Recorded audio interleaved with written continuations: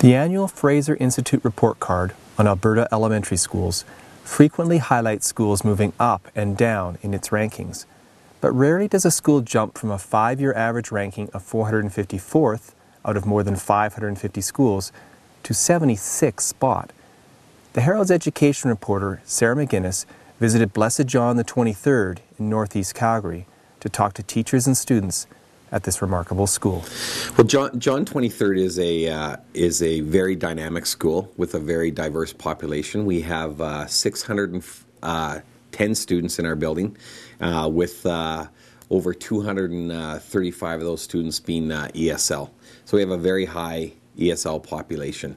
And when I first came to the school 3 years ago, we talked to the staff about where we needed to go. And what I heard very clearly from the staff is we have all these students coming to us from all over the world in many situations. And the bottom line is they all come in at different levels. Some with no formal schooling, some with minimal formal schooling. And then, of course, we have our students from Canada as well who are born and raised here. And we felt that in order for us to achieve success, we very much had to focus on the individual needs of each child. Because students don't come in an individual box and they're all the same. We developed a philosophy of learning for all, whatever it takes. And that philosophy essentially is all about meeting the child where he is and doing the best we can to develop an academic program, social, emotional, physical, spiritual, all those sorts of things. And we look at each individual child and try and tailor a program to best meet his or her needs. Because, we may have a child in grade 9 who's working at a grade 4 level. It's not going to be magic. We're not going to be able to get that child at grade level in a year or 2 years or whatever the situation may be. But what we're going to try and do is have the child experience some success. Success breeds success.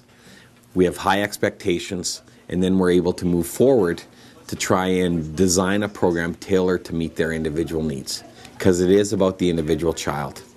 And I think one of the reasons we've been really successful is because of the commitment of staff. And success is different for everybody.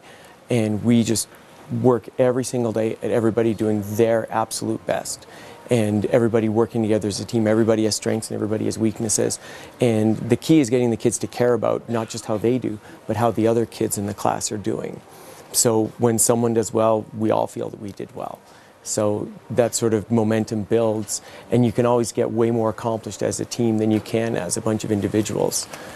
Because in some grades I was like, I just don't understand this, but I never really feel that in Mr. Sherman's class because he always explains it as much as he can. If we have trouble on our work, we ask a question, and Sherman's always there to help us out. Identifying their needs. And not putting them in situations where there's no chance of success, because you can't do that to a child, and we've identified those students, and that's why maybe those numbers have gone up a little bit. Are we where we need to be? Absolutely not. As a school, if we're not seeking continuous improvement, we're actually falling back. So, yes, we've had some success. We celebrate that success, but the work is not done.